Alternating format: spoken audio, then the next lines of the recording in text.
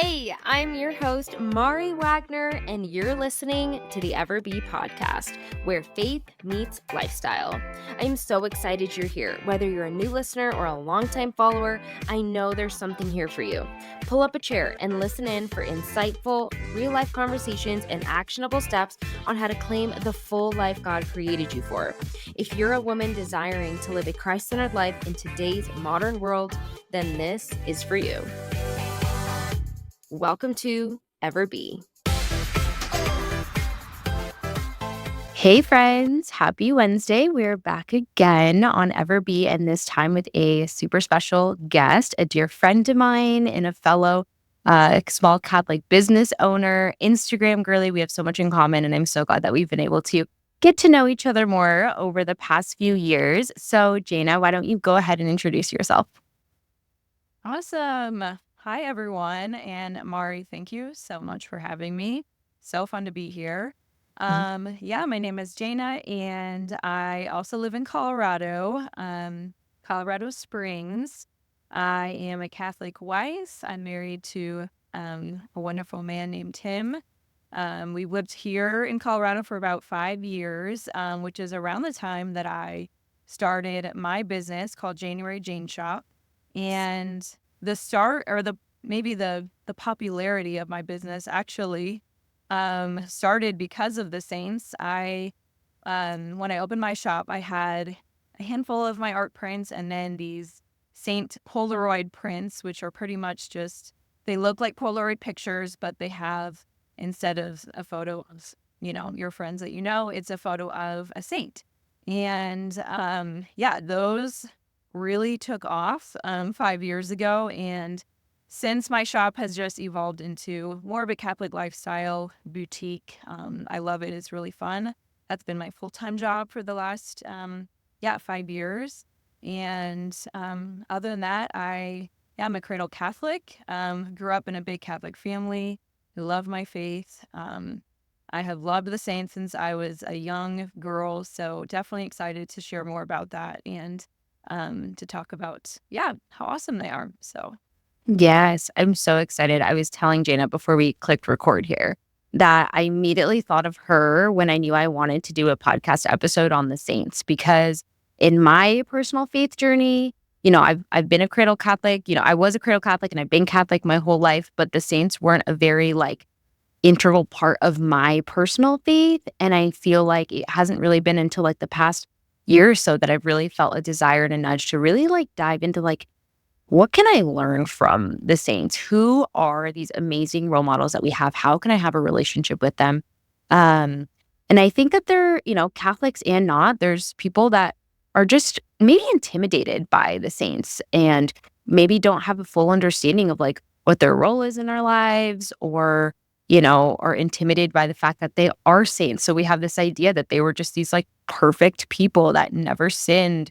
And that's why they're in heaven. And I know that's far from the truth. And so I'm excited to talk today about the saints. How do we befriend them? How do we have relationships with them? And how can we be inspired by them? And I know that Jana has so much to share here and has just such a love for the saints. So she was a perfect guest to bring on. So let's just kick it off. Why are the saints such an integral part of our Catholic faith? What do you feel like? What kind of role do they play? And why does the church really encourage us to have devotions to saints in the first place?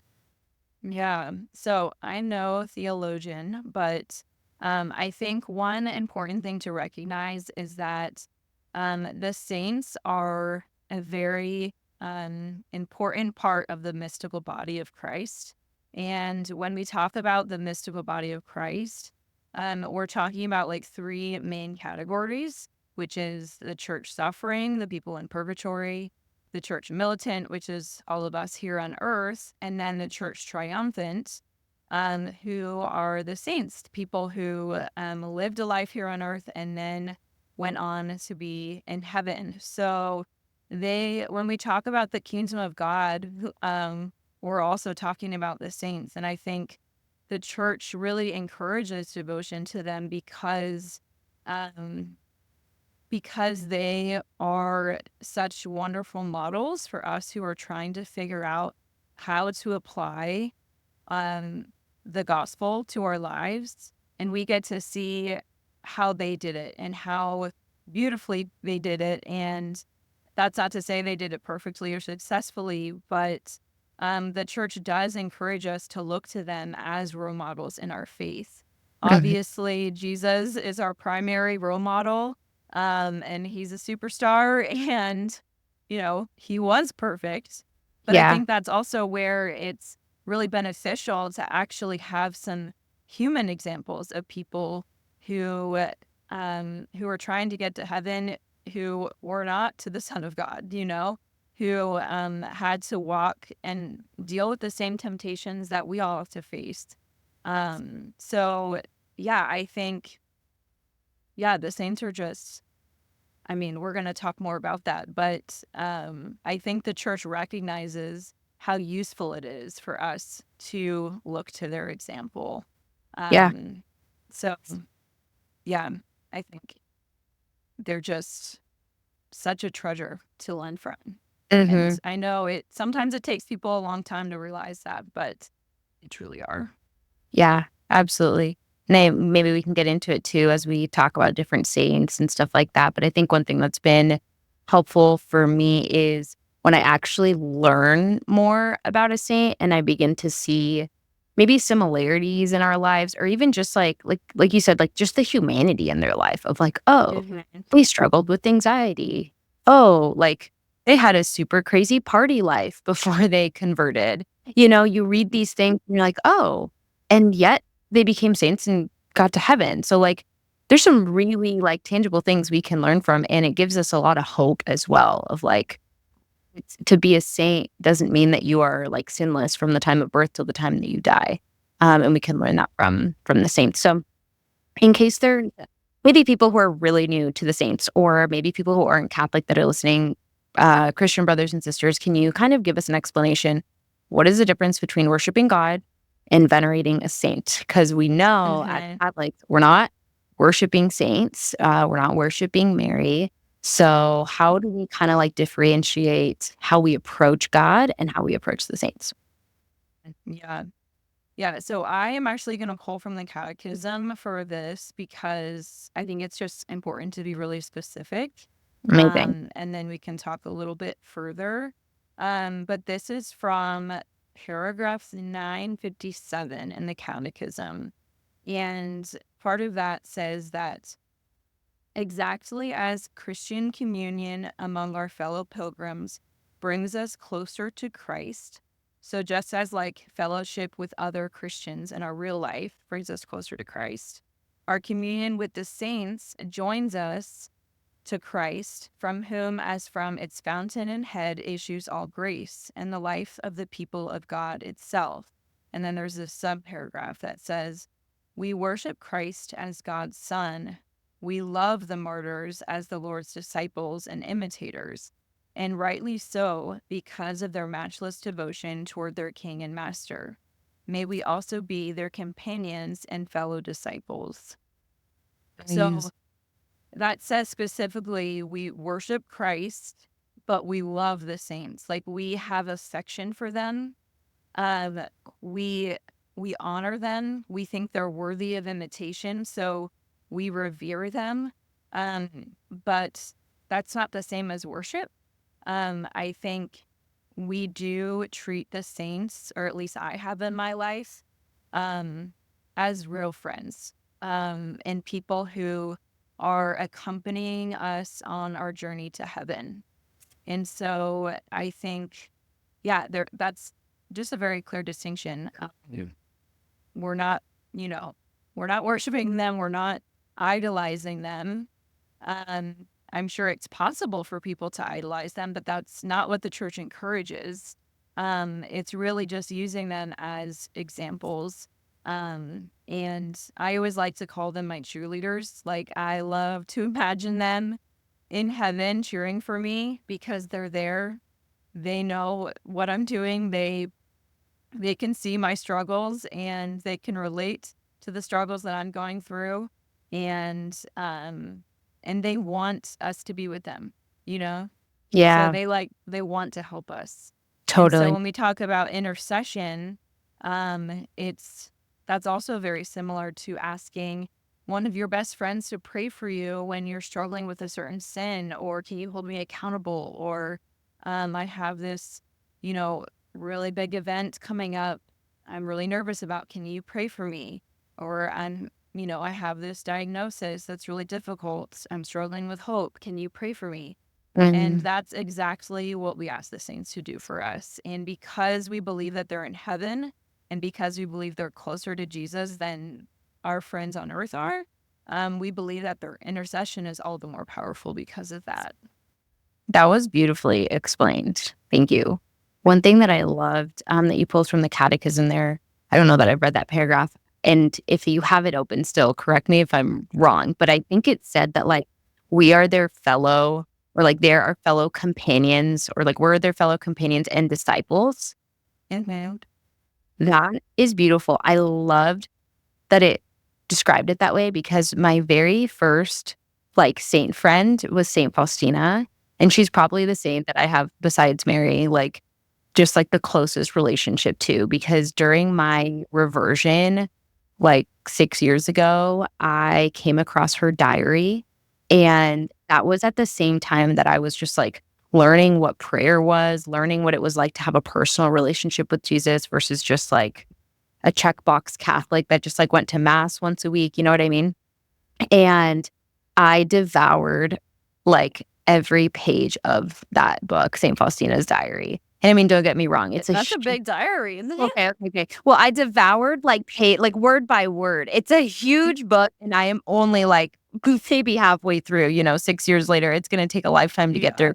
But I just remember like every page was like so captivating to me because it showed me a way that you could follow Jesus and a way that you could love Jesus. And what I always told people, I never really felt like I had a mentor in faith. Like there was never anybody older than me, like besides my parents, like there was never like an older sister or like a friend that was a few years older than me or a friend that was like more into their faith than I was that could like guide me. I didn't have missionaries on my campus or anything like that. And so when I started reading this diary, I truly felt like St. Faustina was discipling me. And I truly felt like through learning about her and through hearing, like reading her prayer and how she spoke to Jesus and like what she brought to him and how she developed her relationship with him, like all these things, I was like, oh, I can do that. I can approach Jesus this way. Like I can talk to him this way. And I felt like really there was this like relationship of discipleship in that. And so and I was like, I don't know if this is like theologically correct to say, but I love hearing in the catechism that's like it's described that way because that's definitely been an experience for me. Yeah, absolutely. That's so beautiful. Yeah, that idea of her discipling you. I just love that image. And I think, yeah, that's a very shared experience that people have with the saints of like them Mhm. becoming like their big brothers and big sisters in the faith. Yeah, totally. And we hear these terms a lot of like, oh, like you said, like I'm friends with the saints, like they're my best Yeah. saint friend. Like, what does that really look like in your faith life? Yeah. I mean, I think the word companionship is perfect for that because it's really like almost feels like there's a particular saint that is journeying with you. And I think you develop a friendship with the saints, or a particular saint, if you're talking about a saint friend or a saint buddy. Um, Sometimes it happens because you are drawn to them. Mhm. And usually it's because, maybe you find something common with them and you feel like you see part of yourself in them. And then you start to develop a relationship with them and you read, if there's a book available about their life story or something they wrote or a book about their spirituality, you just develop this closeness with that particular person. And because they're real and they did live on this earth, like I feel like there's so much opportunity to, learn about their real life and then feel like you actually know them. And Mm. now with modern saints, we have video footage of some saints who are in the process of being canonized. Um, and so, whether or not it's a newer saint or an old saint, I think it's, having a saint friend looks like, um, you know, learning about one particular saint and then asking them to help you in the particular situations that you find difficult in your walk with the Lord, and asking for Or, their intercession.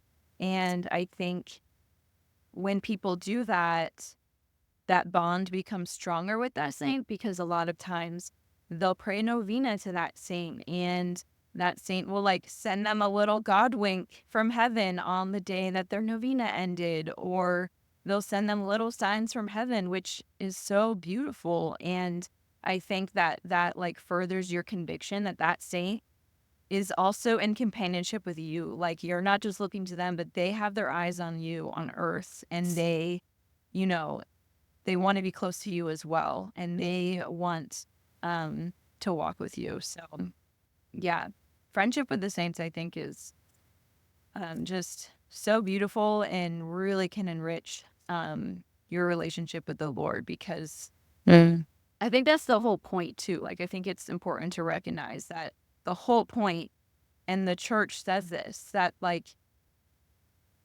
friendship with the saints is really the goal, is to become closer to Christ. And because they're so close to Christ in heaven, like getting to know them will naturally bring you closer to the Lord, and naturally make you want to grow in virtue and imitate the virtues that you see in them. And gosh, saints like Saint Faustina, I mean, Jesus appeared to her and spoke to her. And so, like, in the process of learning about Saint Faustina, you literally are discovering things that the Lord spoke prophetically through her, and you're discovering more about the Lord, like so directly, because he's so chose true. to spoke through her, so yeah. Yeah, it's just beautiful. I think there's Yeah. so much opportunity and becoming friends with the saints. Yeah. How did your journey begin getting to know the saints? Yeah, so as I mentioned, I'm a cradle Catholic. So I grew up, like, I have a picture of when I was, I don't know, probably 1 years old, maybe 6 months old. I don't even think I could walk. And I'm dressed like as, I don't even know what saint it was, but I'm in the nun costume. And like, I have a picture of myself when I'm 9 years old dressed as Elizabeth Ann Seton for the All Saints Day parties at my church. And so I have very early memories of, my parents really wanted the saints to be our role models, and I'm so thankful for that. My mom, she talks a lot about how important it is for like adolescent kids, like young teenagers, to have people outside of their parents to look up to, and to, you know, I think at that age, your parents aren't cool anymore, and like you need cool people to follow who are also following the Lord, and people Totally. who make holiness attractive, and so yeah, I think it started at a very young age, but I think it was a lot more simple when I was younger. It was more like we learn about the saints, we dress up as them for All Saints Day, and my mom was, like an avid novena prayer. So we were always praying different novenas to different saints and asking them to intercede for us.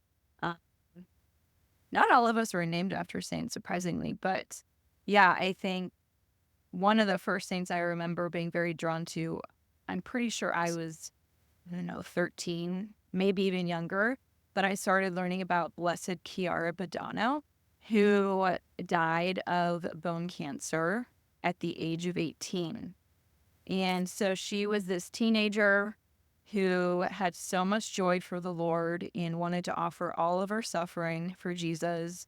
She literally declined the opportunity to have morphine when she was going through her chemotherapy, because she wanted to like offer more for the Lord. But it talked about how she was super fun. She loved to sing. She loved to dance. She loved to play tennis. Like I loved sports, and she played soccer. I was like, I play soccer. And like there was just, I could see myself in her because she was so young and she was beautiful. And so I remember really being drawn to her when I was a teenager. And then John Paul II also, he passed away when I was, I think, 14. And he was someone my parents had, oh, they just loved John Paul II. He became Pope when the year that they got married. And so my family loved John Paul II, and then he quickly became a saint. And so I don't know at what point he was canonized. I don't remember how old I was, but um, he was someone who I really looked up to. And Saint Gianna was the other one who my mom named our or at the time, it was our youngest sibling. She named her after Saint Gianna. And there's this whole other story that would take too long to tell you about my sister Gianna, but I was really involved in the pro-life movement in college. And so Saint Gianna then became kind of, yeah, like I said, a cheerleader for me because she, if people aren't familiar with her story, I will say quickly. Gianna was diagnosed with cancer when she was pregnant with her daughter. And the doctor said, you can have an abortion so that we can, give you the treatment you need to save your life. And she said, no, I want to carry my baby to term and give life to my child first. And she did that, and then sadly did not survive. And so she passed away, and a lot of pro-life advocates really asked for the intercession, and mothers asked for the intercession of Saint Gianna. So she, just naturally she became, she was someone I was already very aware of growing up. And then as I got involved in the pro-life movement, it just made sense to kind of ask for her intercession through all of that. So anyways, yeah, there's always been these saints that like just naturally feel like I'm drawn to them for some reason. And then after reading more about their lives, I'm more inspired and want to continue to ask them to help me get to heaven. So yeah, Yeah. I feel like depending on the season of life I'm in, it kind of changes. When people ask me my favorite saint is, I'm always like, I don't know. Like there's so many amazing ones, and I don't know if I could choose. And I feel like I have a different favorite saint every couple of years, like Chiara, servant of God, Chiara Petrillo. She lost two babies, and then got cancer during her third pregnancy. And she suffered a ton. And like, she's someone, as now that I'm married, and desperately desire to have children, like her motherhood journey was so painful and filled with so much suffering. And so like now she's someone who has increasingly became a good friend to me in just like knowing about her story and knowing that she suffered a lot too in her vocation. Yeah. So Yeah. anyways, I've been really wanting to read her book. People say it's a really wonderful book. I could not recommend it enough. It's I think we phenomenal. have it. I just haven't. I'm such a bad reader. But that one is definitely on my list. One thing I was gonna say too, as you were talking, thank you for sharing. I mean, so beautiful to hear just like specific saints and why you have relationships with them and why you're closest to them.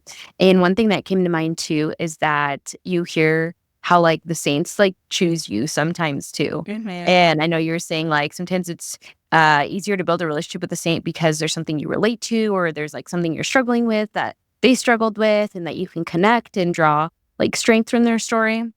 And sometimes I feel like the saints just choose us as well. And like certain saints, either just, you'll hear the term like saint stalking and like they'll pop up Yeah. everywhere, or they'll just like choose you. And what I have been reflecting on too is when I chose a confirmation saint, I got confirmed, I think when I was like 16 or something like that in high school. And I didn't really have any relationships with any saints.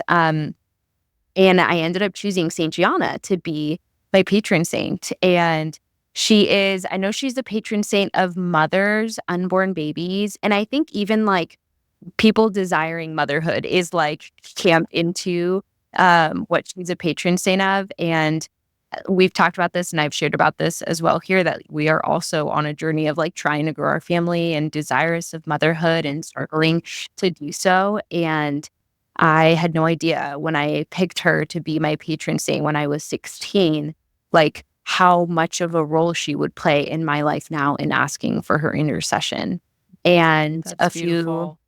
not a few years ago, like a year and a half ago, a friend of a friend of mine had these, like, I think it was a second or a third class relic of Saint Gianna, and it was these Saint Gianna earrings that had like touched one of her relics. And there's just a lot of beautiful stories of the earrings that got passed around to different women who were struggling, and then they had little miracles. And while we Wait, I did, don't know about the earrings. What yeah, what are the earrings?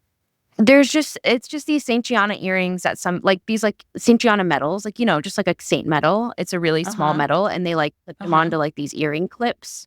Um, Oh, okay. yeah. And then those earrings, somebody touched it to a relic of Saint Gianna. So I think Okay. it's like a second or third class relic. And these earrings have just been passed around. Like, they're in Denver. Mhm. Like, I'll try and get them for you. Mhm. They're in Mhm. Denver, and like just different women have like passed them around through the years as they've gone through different difficult motherhood journeys, either becoming mothers or hard postpartum or whatever. Um, and there's been just beautiful miracles attributed to the people who have worn the earrings and prayed to Saint Gianna in their journey. And so they found their way to my jewelry box about a year and a half ago. And while we never were pregnant while I had them, I wore those earrings to several really big and kind of scary, like, doctor's appointments that I had to face and different procedures that I had to go through. And there was just this like strength and this closeness that I drew from having just that little piece of Saint Gianna with me through this journey. And so to think back, like when I was 16 and I was trying to pick a confirmation saint, and I was like, oh, who do I pick? And it was like, oh, Saint Gianna sounds cool. Um, I also picked her for the pro-life aspect as well, because my mom was a teen pregnancy. Basically, she was 19, and she chose life after some battling back and forth of what she should do. And so very grateful to the pro-life saints as well. So just really cool to know that they know who you are too, and they like sometimes choose you as much as you choose them. Yeah, absolutely. That's so beautiful. Gosh. Good instincts on picking Saint Gianna. She was a good choice.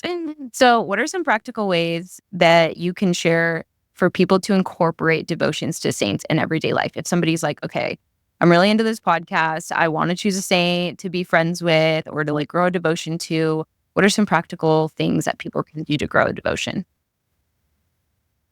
So I really think, like, I don't know, for me, my devotion to the saints has felt so natural because I have spent a lot of time just getting to know their stories. And so I think, like, if you have a saint that, you know, just barely even interests you, I think try to find out if there's a book about that saint and read it. I feel like that, I don't know, maybe reading a book is intimidating to people. Maybe that sounds like a big step, but I feel like there are so many really awesome books out there, and make it part of, like, I've always tried to make it part of my like prayer routine. So sometimes there's books that are like a lot more spiritually heavy, like um the Diary of Saint Faustina is like you're reading, literally straight up words from Jesus to Saint Faustina. And it's like stuff that you can really, really pray with. Sometimes it's more just like a biography of the saint. But so depending, I don't want to say like it should totally replace your prayer time with the Lord and like conversation with God.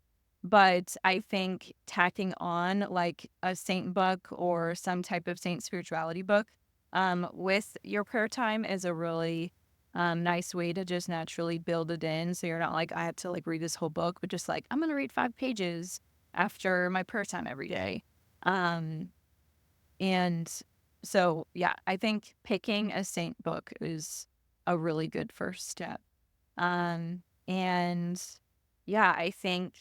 after that, you start to feel like you know that saint better and you can ask them to help you. Like, don't be afraid to actually call upon their help when you need their help for a certain thing. And it doesn't have to be related to like, oh, they're the patron saint of, pregnancy. So I have to like choose one of those, like, I can only ask them for help if I'm pregnant. Like, no, you can Mm. ask them for help in whatever you need help with.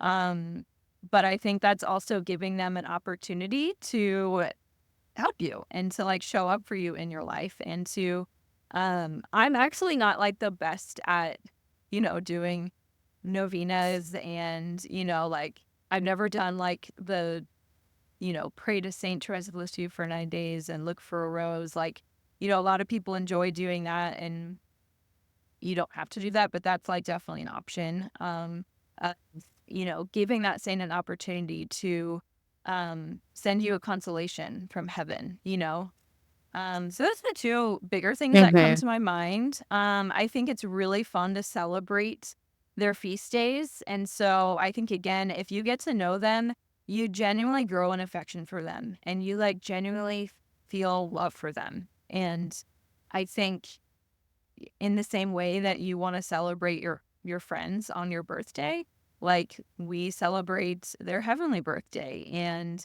those a lot of times I think celebrating a feast day of a saint looks like, you know, what would make them happy. And it's usually like, okay, I'm going to go to mass.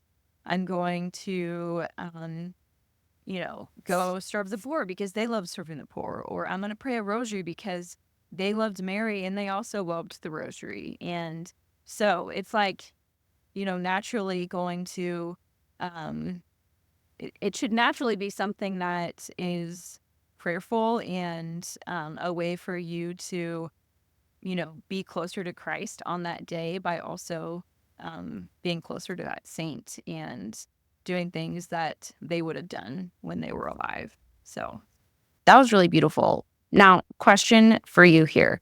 What if somebody is like intimidated? What if somebody is like, okay, I want to get to know a saint. Like, this sounds like, you know, it's for everybody. It makes it sound like the saints would want to be friends with everybody or like anybody can have a relationship with a saint. But what if, what would you say to someone who feels intimidated by the idea of befriending a saint and maybe even like has a feeling of like, I'm not holy enough, to have a relationship with somebody in heaven or like, why would they be praying for me?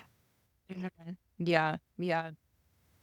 I would say first and foremost that I think it's important to trust that you were born for such a time as this. And like the Lord chose you to be alive at this point in history. And I think that it's hard when we start you know, comparing ourselves to saints who had completely different circumstances as us. And I think each of us are, God gives each of us very unique gifts. Each of us struggle with unique temptations. We are each born into a very specific family life. Um, we each have, um, a specific, history and we have specific wounds. And so I think it's like first, have mercy on yourself and know that like the Lord knows exactly what you're dealing with. And he knows exactly um, the crosses that he's given you. And I think, yeah, when we start like looking at other saints, know that like we're not the same person as them. So holiness is going to look different on everyone. And yeah, holiness on me is going to look different than holiness on you, Mari, and the next person. Um, and so like, with looking at, I think it's really hard when we look at things who are like super, super old because like the culture is totally different and our world was totally different back then. But like you were born to be a saint in 2024 and whatever time period you're in this particular culture, in the digital age and the specific temptations that we have. in, our generation, but also God is asking you to be a saint in the particular circumstances that he's placed you in? So I feel like that should give you some freedom to know that, like, I don't have to look exactly like this saint. I can take lessons from them. I can learn from their example. I can see, and it's good, I think, to admire them and to aspire to be like someone who maybe seems like they're holier than we are, but we don't know, like, what they were dealing with. We don't know what they said in confession. Like, some things we do know that they had a very sinful past. And I think it is refreshing if you're feeling like shame about your past or shame about how holy you are or whatever, that you're not good enough. Like, I think there are a lot of saints out there who maybe it is encouraging for you to see, like, they have a very rough past and a rough history. And by the grace of God, they were able to become saints. And I think that that's something I like to emphasize a lot. When I talk about aspiring to be a saint, is that, like, we should believe that we all can become saints with the grace of God. And, like, we should have that confidence to say that, like, every single one of us has what it takes, and not by our own merits, but by the graces that God wants to give us. And so all of these saints, like, yes, they had to do the work, but everyone who is a saint was given tremendous grace. And you should be asking for that grace to become a saint and to be, to grow in whatever virtue you need to. Um, it's not supposed to come easily. But yeah, I think if you're intimidated, that is okay and that's normal. But yeah, I just think it's important to know that, like, you have a very specific calling that's unlike anyone else.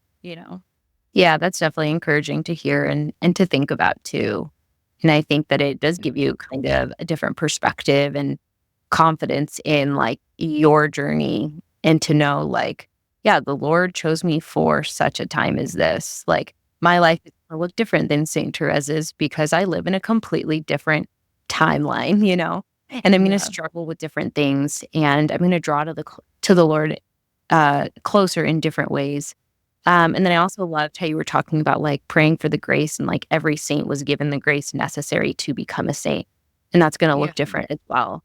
And not all saints, like all saints weren't the same, like their story wasn't the same, and the way they got to heaven wasn't the same, and their crosses weren't the same.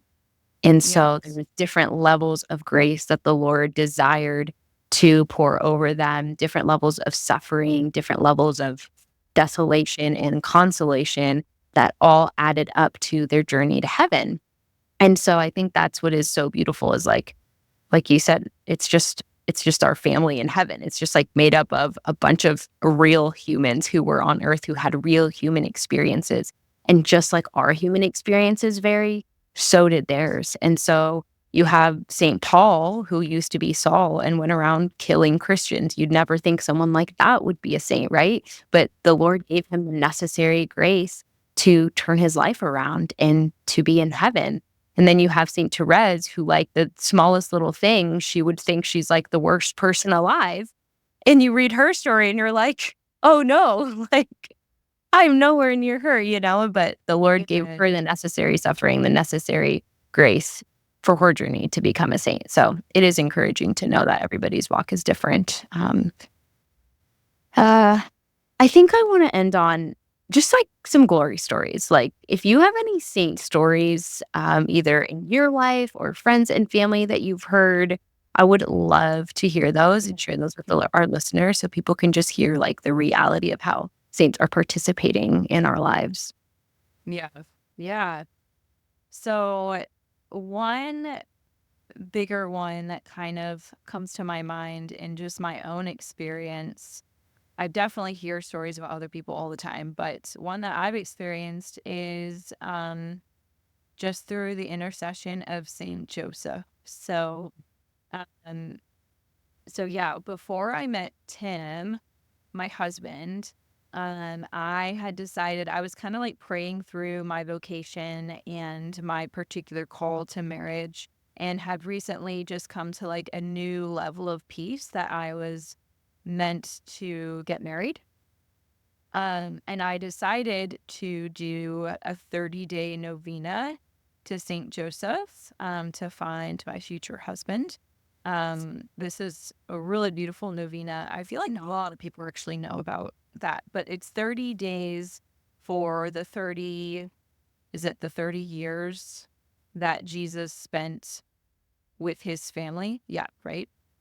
Yeah. So the 30 years that he presumably spent with St. Joseph.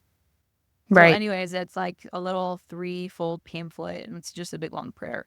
So I was praying that novena. This was in the summertime, and long story short, I ended up during what literally in the middle of my novena, I ended up going to a wedding with Tim.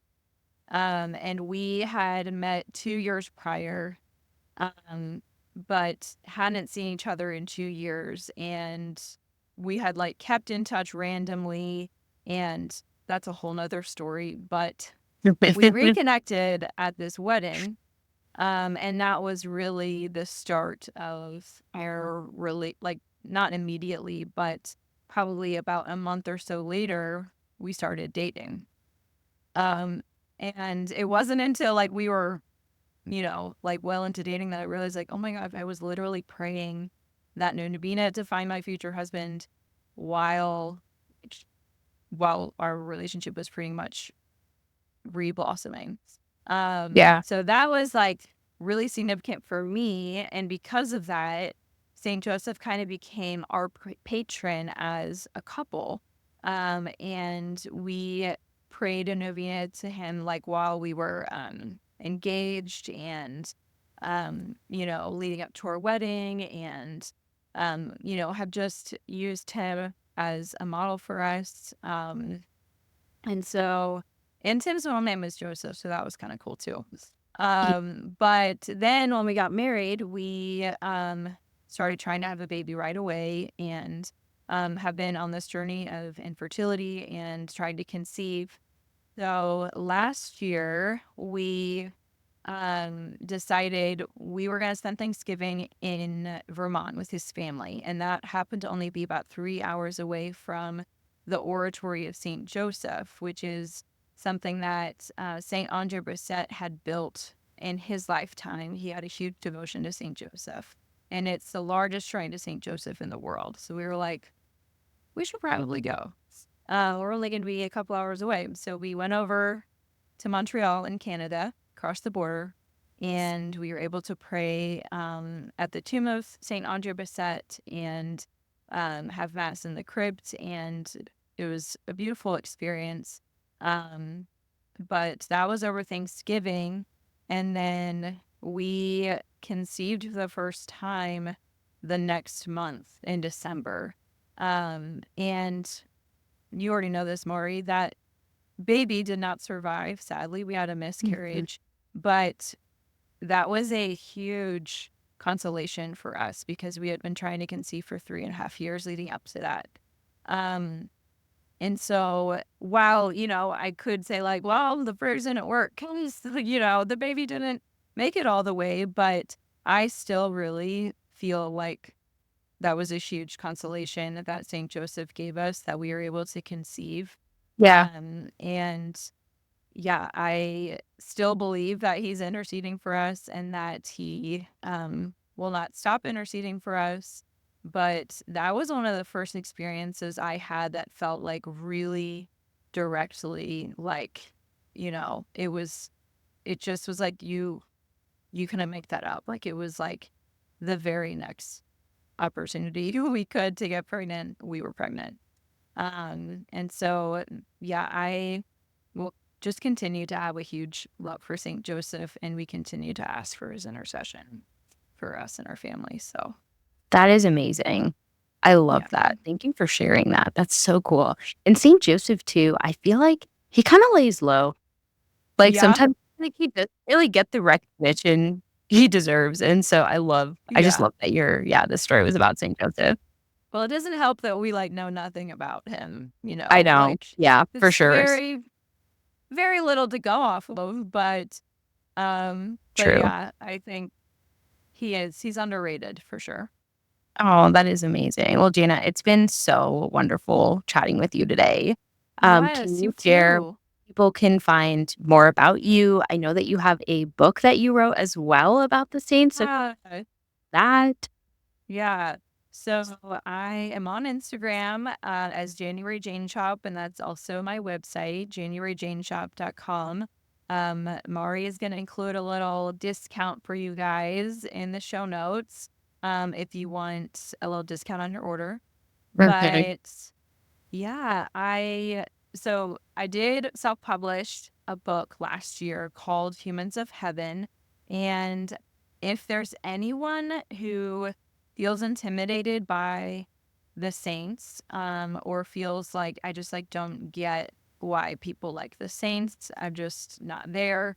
I feel like this book was written for you because it's 50 short stories of modern Catholic saints, so it's all saints that lived in the late 18th, 19th century. So definitely Mhm. if you feel like you need to find saints that are more relatable, um, lots of relatable saints, I think, because they're so modern in that book.